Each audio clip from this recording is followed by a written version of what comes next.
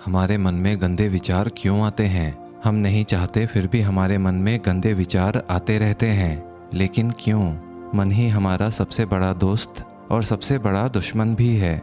जब हम अपने मन के हिसाब से चलते हैं तो मन हमें भटका देता है, और जब हम मन को संतुलित कर लेते हैं तो हम अपने ज़िंदगी में सब कुछ पा लेते हैं।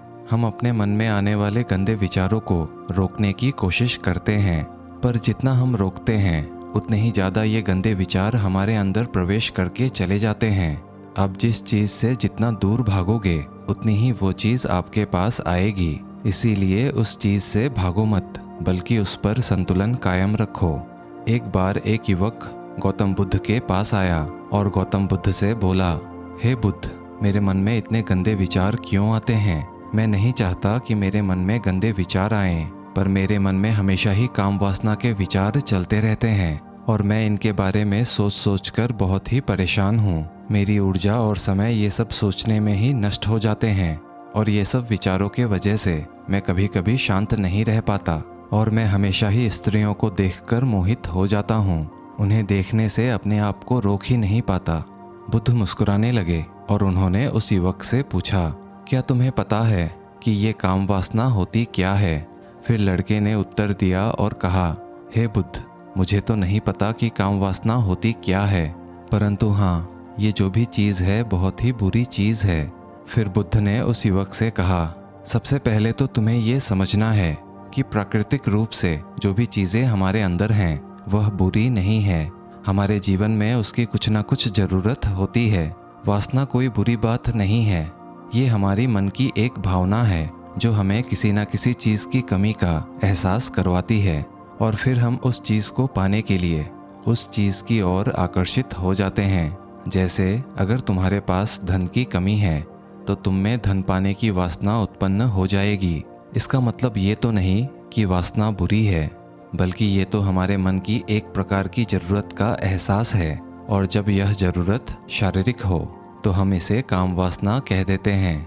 युवक ने गौतम बुद्ध को कहा, बुद्ध, मुझे काम वासना का मतलब तो समझ में आ गया, पर आप मुझे ये बताइए कि ये आती कहाँ से है और कैसे आती है? गौतम बुद्ध ने कहा कि काम वासना कहीं से आती नहीं है, यह तो हमारे अंदर ही होती है, और इसका होना तो जरूरी भी है, तभी तो मानव जाति का विस्तार होगा। युवक ने कहा कि जब ये हमारे अंदर ही है और हमारे जीवन के लिए जरूरी भी है, तो फिर लोग इसे गलत क्यों बताते हैं? बुद्ध ने कहा, यही तो समस्या है। लोगों ने काम वासना को गलत तरीके से ले लिया है। इसे छिपाने की और दबाने की कोशिश करते हैं। काम वासना गलत नहीं है, बल्कि काम वासना को गलत तरीके से प्रयोग करना ये गलत है। लोग जिसे पसंद करते हैं उसी के लिए जीने लग जाते हैं और उसी के बारे में ही हमेशा सोचते रहते हैं, पर यह सब गलत है। बुद्ध ने युवक से कहा, क्या तुम्हें पता है कि जानवरों में भी काम वासना होती है? युवक ने उत्तर दिया, जी हाँ बुद्ध, जानवरों में भी काम वासना होती है, क्योंकि जानवर भी तो आखिर अपने पीढ़ी को आगे बढ़ाएंगे। बुद्ध ने कहा, तो फिर हम जानवरों की काम वासना को गलत क्यों नहीं कहते हैं? युवक ने कहा, मुझे नहीं पता महात्मा, कृपया आप ही मुझे बताइए। गौतम बुद्ध ने कहा, जानवर अपनी काम वासना का प्रयोग आनंद प्राप्ति के लिए नहीं करते हैं, वह तो सिर्फ संतान उत्पन्न करने के लिए काम वासना का प्रयोग करते हैं। जानवरों को प्रकृति ने इतनी समझ नहीं दी है कि वह काम वासना को अपने सुख का आधार बना सके, बल्कि मनुष्य अपने समझ के बलबूते पर प्रकृति में पाई जाने वाली प्रत्येक वस्तु को अपने सुख के लिए प्रयोग करता है। हम इंसानों ने ही काम वासना को अपने सुख का साधन बना लिया है, जबकि प्रकृति ने काम वासना हमें अपने पीढ़ी को आगे बढ़ाने के लिए दिया था, लेकिन इंसानों ने इसे अपने जीवन का परम लक्ष्य बना रखा है, और इस तरह से काम वासना का बेलगाम हो जाना गलत है। युवक ने बुद्ध से पूछा, महात्मा जी, ये काम वासना हमारे ऊपर हावी क्यों होती है? क्यों यह बार बार हमारे मन को बेलगाम कर देती है? तब गौतम बुद्ध ने कहा, देखो, अब मैं जो तुम्हें बताऊंगा उसे ध्यानपूर्वक सुनना। काम वासना का सारा खेल तुम्हें समझ में आ जाएगा। तुम्हें तुम्हारे सारे सवालों के जवाब मिल जाएंगे, बस तुम्हें ध्यान से सुनकर समझना है। फिर गौतम बुद्ध युवक को बताना शुरू करते हैं। एक बार की बात है, एक आश्रम में एक गुरु और उनके शिष्य रहते थे। शिष्य रोजाना गांव से बाहर स्थित गांव में भिक्षा लेने के लिए जाते थे। शिष्य जो गांव में भिक्षा लेने के लिए जाता था, उस रास्ते में एक नदी पड़ती थी जहां से वो रोज भिक्षा लेने के लिए जाता था। एक दिन उसने देखा कि एक लड़का पेड़ के पीछे छिपा है। उसने लड़के के पास जाकर पूछा, भाई तुम इस पेड़ के पीछे छिपकर क्या देख रहे हो? लड़के ने कहा, अरे तुझे नहीं दिख रहा क्या मैं क्या देख रहा हूँ? तब शिष्य ने नदी के तरफ देखा तो वहाँ पर कुछ लड़कियाँ पानी भर रही थी। लड़कियाँ 14-15 साल की होंगी। तब शिष्य ने लड़के से कहा, अरे भाई वहाँ पर तो लड़कियाँ पानी भर रही हैं, इसमें छिपकर देखने वाली क्या बात है? तब वो लड़का शिष्य की तरफ देखकर उससे कहता है, अरे पागल, तुम्हें दिखाई नहीं दे रहा क्या कि मैं क्या कर रहा हूँ? वह परियां कैसे नदी से पानी निकाल रही हैं। ज़रा उनकी अदाओं को देखो, उनके कोमल शरीर को देखो, उनकी पतली कमर मटके को उठाते हुए कैसे बल खाती है और उनकी बाल उनके कमर पर कैसे लहरा रहे हैं, मानो चारों तरफ सुंदरता बिखरी हुई हो। शिष्य फिर नदी के तरफ देखता है और इस बार देखता ही चला गया। अभी तक तो उसे कुछ भी नजर नहीं आ रहा था और वह बिल्कुल निर्भय था। उसे किसी बात का कोई डर नहीं था, लेकिन अब वह छुपने लगा और उन लड़कियों को देखने लगा जैसे उसने कोई अपराध कर दिया हो। और जब वो छुपकर उन लड़कियों को देख रहा था तभी वो अंदर से कांप गया और उसने कहा कि ये मैं क्या कर रहा हूँ? मैं जो भी कर रहा हूँ वो सही नहीं है, मुझे यहाँ से चले जाना चाहिए। और फिर वह वहाँ से जल्दी चला जाता है। फिर वह आश्रम पहुँच जाता है। आश्रम जाकर वह अपने कार्यों में लग गया, लेकिन जो अभी वह देखकर आया था वही उसकी आंखों के सामने बार बार आ रहा था। उसके मन में वही दृश्य चल रहे थे। उसका मन वही सब बार बार देखने के लिए ललचा रहा था। अब उसका किसी भी काम में मन नहीं लग रहा था। सुबह होते ही वो रोज आश्रम से जल्दी निकल जाता और नदी के पास वाले पेड़ के पास जाता जहाँ वह लड़का पहले से मौजूद रहता था। उसके साथ मिलकर लड़कियों को छुपकर देखता था। अब वह रोज ऐसा करने लग गया। उसका मन किसी भी काम में नहीं लगता था। वह हमेशा किसी न किसी विचार के उलझनों में उलझा रहता था। वह आश्रम के कार्यों को भी ठीक से नहीं कर पा रहा था। ना तो वो ठीक से सो पाता था, ना ही वो ठीक से खा पाता था। उसका मन बेचैन सा रहता था। उसका मन बार बार उन लड़कियों की सौंदर्य को देखने के लिए ललचाता था। जब लोग भिक्षा देते तब भी उसका मन अन्य ही विचारों में खोया रहता था। गुरु ने अपने शिष्य की इन हरकतों को देखा। तब एक दिन गुरु ने अपने शिष्य को अपने पास बुलाया और कहा, मैं भी तुम्हारे साथ भिक्षा मांगने के लिए चलूँगा। तुम और मैं साथ साथ भिक्षा मांगने के लिए चलेंगे। तभी शिष्य ने गुरु को मना करते हुए बोला, नहीं गुरुदेव, आप परेशान क्यों हो रहे हो? मैं अकेले ही ठीक से भिक्षा मांग सकता हूँ। गुरु ने शिष्य से कहा, ठीक है, तुम अकेले ही भिक्षा मांगने के लिए जाओ। इसके बाद शिष्य भिक्षा मांगने के लिए निकल गया। शिष्य के जाने के बाद गुरु भी आश्रम से निकल गए और शिष्य का पीछा करने लगे कि वो कहाँ जाता है, किससे मिलता है। ये सब देखने के लिए उसके पीछे पीछे चलने लगे। थोड़ी दूर जाने के बाद गुरु ने देखा उनका शिष्य एक लड़के के साथ एक पेड़ के पीछे अपराधी की तरह छुपा हुआ है और छिपकर कुछ देख रहा है। गुरु भी अपने शिष्य के पीछे जाकर खड़े हो गए, यह देखने के लिए कि आखिर उनका शिष्य क्या देख रहा है जिसके लिए वो पेड़ के पीछे अपराधियों की तरह छिपा हुआ है। गुरु ने देखा कि उनका शिष्य पेड़ के पीछे छिपकर नदी में पानी भर रही लड़कियों को देख रहा है। तभी गुरु ने शिष्य से कहा, क्या तुम लड़कियों से भी भिक्षा लोगे? गुरु की आवाज़ सुनकर शिष्य का मन घबराया और उसके पसीने छूटने लगे। वो थरथर कांप रहा था, जैसे किसी चोर को चोरी करते हुए रंगे हाथों पकड़ लिया हो। उसकी हालत खराब हो गई। वो कुछ भी नहीं बोल पा रहा था। वह लड़का जो शिष्य के साथ खड़ा होकर लड़कियों को देख रहा था वहाँ से भाग गया, जिससे वो शिष्य और भी घबरा गया था। उसके मुंह से कुछ टूटे फूटे शब्द ही निकल रहे थे। वह अपने गुरु से नज़र मिलाने का साहस नहीं कर पा रहा था। गुरु ने शिष्य की ओर देखा और कहा, मेरा शिष्य तो निर्भय है, उसे तो किसी भी चीज़ का कोई डर नहीं है, लेकिन ये क्या, तुम तो डर के मारे कांप रहे हो। शिष्य ने गुरु से कहा, मुझे माफ़ कर दीजिए, इसमें मेरा कोई दोष नहीं है। उस लड़के ने मुझे बहका दिया था, लेकिन मैं आपसे वादा करता हूँ आज के बाद दोबारा मैं कभी ऐसा नहीं करूँगा, मुझे माफ़ कर दो।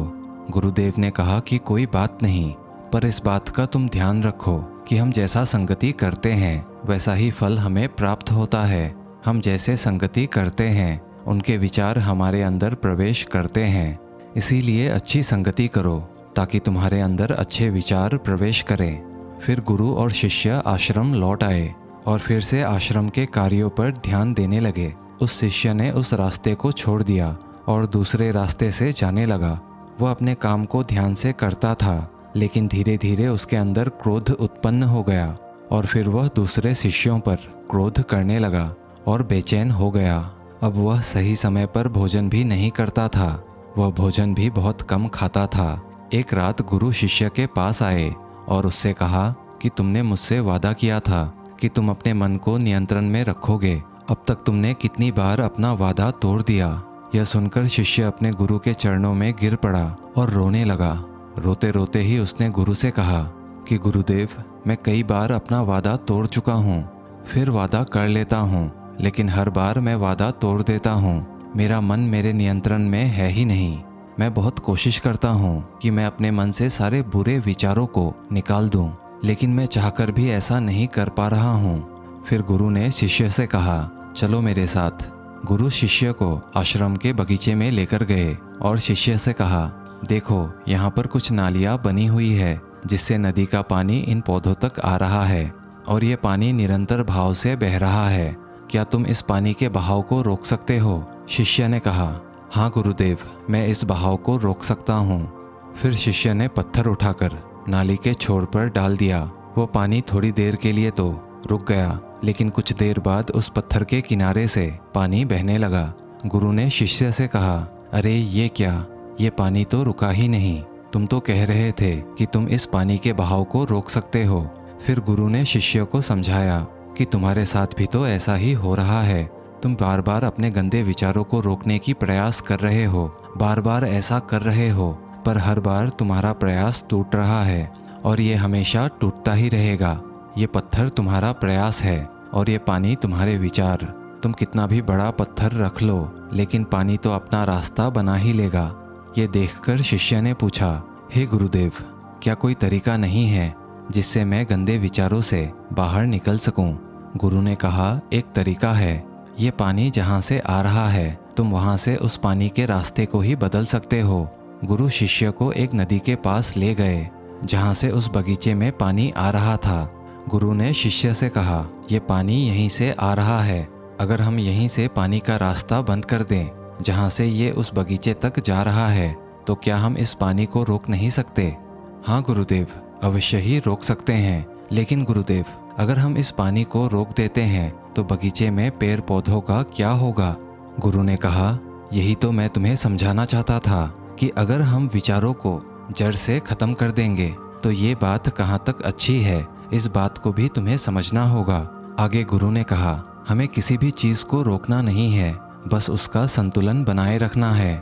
विचारों को पूरी तरह रोकने से भी हमारे मन की शक्ति नष्ट होती है और बहुत सारे लक्ष्यहीन विचारों से भी मन की शक्ति नष्ट होती है। तो इसीलिए सबसे ज़्यादा ज़रूरी है कि हम अपने विचारों का संतुलन बनाए रखें। हमारा जीवन संतुलन से ही चलता है। गुरु ने शिष्य से कहा, अगर मैं तुमसे कहूँ कि तुम आम के बारे में मत सोचो, तो सबसे पहले तुम्हारे मन में क्या दृश्य आएगा? शिष्य ने बोला, गुरुदेव, मेरे मन में तो पहला चित्र आम का ही आएगा। गुरु ने कहा कि जब हम जबरदस्ती अपने गंदे विचारों को रोकने का प्रयास करते हैं तो वे और भी मजबूती से हमारे अंदर प्रवेश करते हैं। इसीलिए हमें उन्हें कभी भी दबाने की कोशिश नहीं करनी चाहिए। हमारे गंदे विचार बुरी संगति करने से भी आते हैं। कभी कभी कामुकता हमारे अंदर होती नहीं है, लेकिन कुछ अश्लील लोगों के साथ रहने की वजह से कामुक विचार हमारे अंदर हावी हो जाती हैं। फिर शिष्य ने कहा, गुरुदेव, आप सही कह रहे हैं, मैं अपने मार्ग से भटक गया था। फिर वह शिष्य उस रात बड़े ही चैन की नींद सोया। सुबह उठकर अपने कार्यों को पूरे मन से किया और फिर सुबह भिक्षा लेने के लिए वो शिष्य उसी रास्ते से गया। लेकिन अब उसका मन पूरी तरह शांत हो चुका था। अब वह अपने विचारों के साथ संतुलन बनाना सीख गया था। दोस्तों, विचारों का संतुलन ही हमारे भविष्य का रास्ता निर्धारित होता है। हमें सकारात्मक विचारों को अपने मन में पूरी शक्ति के साथ अपनाना चाहिए ताकि हम सही दिशा में आगे बढ़ सकें। दोस्तों, आशा करते हैं आप इस कहानी से अपने गंदे विचारों को नियंत्रण में कर सकेंगे। कहानी अगर अच्छी लगी हो तो वीडियो को एक लाइक, और अगर आप चैनल पे नए हैं तो चैनल को सब्सक्राइब भी कर ही लीजिएगा। मिलते हैं अगले वीडियो में, तब तक के लिए धन्यवाद।